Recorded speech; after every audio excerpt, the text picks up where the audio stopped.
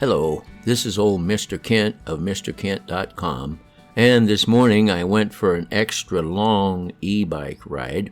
I thought I'd take you along on this one. I don't usually take you every morning, but this is kind of a special one. The reason it's extra long is because, for one thing, my 9-year-old grandson, he stayed overnight with us last night, and he sleeps in late, and I get up real early.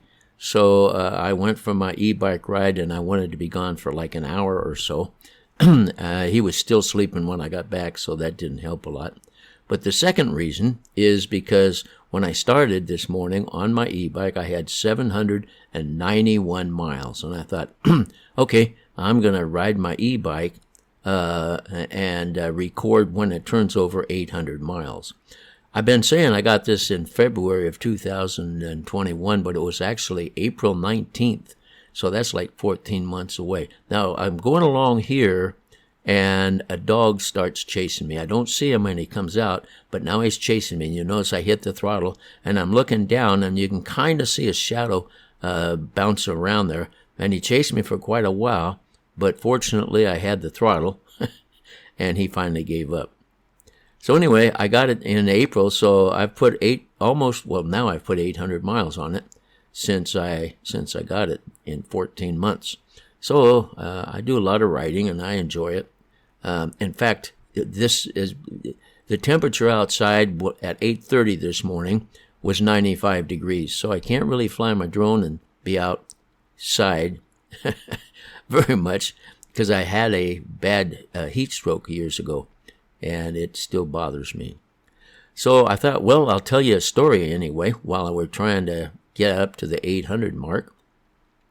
And if you're new to the channel, I've been telling stories about my life, and I'm up to the point where I'm in college and living alone, and my parents disowned me, but that's another story. You can check that one out sometime.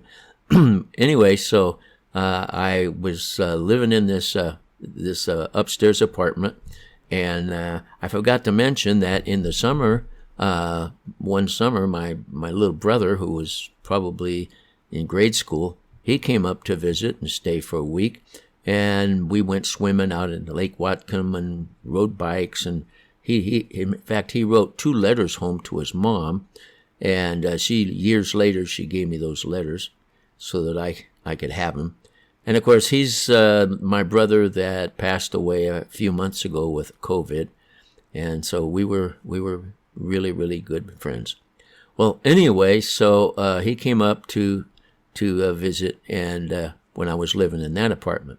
But eventually, I had to move out of that apartment. I got tired of hearing the old lady and the 40-year-old husband arguing all the time, just yelling at each other. So I looked around, and I actually found what I thought was a pretty nice apartment.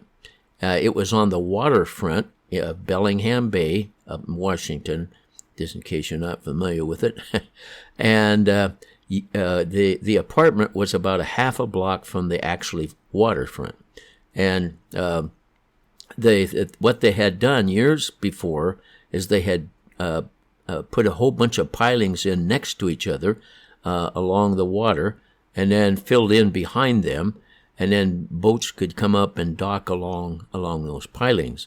And of course, by that time they had done a whole lot more stuff, and in the meantime, or built a nicer one someplace else. But in the meantime, the cement company had let their cement trucks back up to that piling and dump their used concrete down in over the edge of the piling. So as you looked at it from the side, it was nice and level coming up to the piling. And then it tapered off into the water. So I could sit there on that piling and dangle my feet over, and it actually hit the concrete that came up from the water. And so I thought, well, I'm gonna go sit out there. Remember, now I'm going to college, and I got to read books and study and all that kind of stuff. So I thought, well, I'm gonna go sit out there and read my book I had to read. So I sat down and on the pilings and put my feet over on the concrete. I had my book open and my legs were kind of apart, and I'm sitting there studying, and all of a sudden I see something moving underneath the book. I lift the book up, and this big, fat rat came out from between those two pilings I was sitting on, waddled by, went between my legs, and went on and did the business he was out to do. And of course, that was the last time that I sat there to study.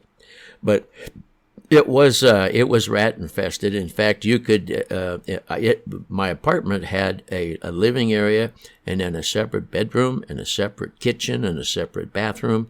So it was much nicer than anything I'd had so far, and I paid $35 a month for it. And so, but it was rat infested, and my brother came up to stay with me in that apartment, and I had to go to a meeting or something in the evening, and so he was there by himself for a little while. And when I came home, he was snuggled up on a couch with his feet up, his knees up by his head, and he was scared. I said, "What's wrong?" He says, "Because there were mice in here," or I think he said there was rat in there, but I'm pretty sure it was mice instead of rats. But you could look out the window at night, out where I parked my motorcycle, in a little, it was like a little garage for a car next to my, you could look out the window into it, and next to my apartment, and you could see the rats out there. So there was, so he got pretty scared, and I felt bad about that. Now, there was a truck coming up behind me, and you'll notice I'm looking down at my mirror, so I'm going to pull over here and let him get by. And this happens to be the spot where I crashed my e-bike and dislocated my shoulder. So he goes by, and the mirror looks pretty dingy, but everything up here gets pretty dingy. It's pretty dusty out here. And I'll show you here the rut that I actually crashed, that caused me to crash, is right there. Oh, come on. Yeah, right there. That's the rut that threw my bike out from under me. Long time ago. And I had to go to the hospital. So anyway, so living in that apartment was it was an experience. And another thing that happened, it was a bottom floor apartment, and there was an apartment above me with outdoor stairs that went up to it. And one day, I was coming home on my motorcycle, and the guy that lived in that apartment, he was coming home in his car, and as he got out, I could see that it was crippled, and he had one cane that he leaned on, and then he walked.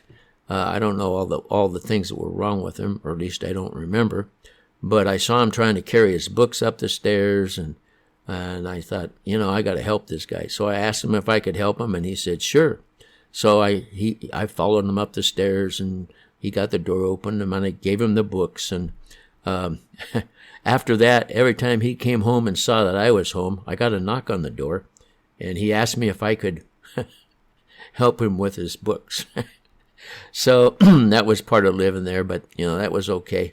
So now I notice it's up to 799 miles. So I want to get a video of it turning over to 800 miles.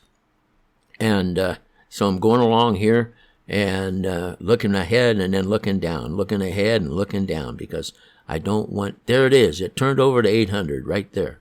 And I didn't want to miss that. So I'm going to get my phone out, look at my shadow. You can see I'm pulling my phone out and going to get a picture of it.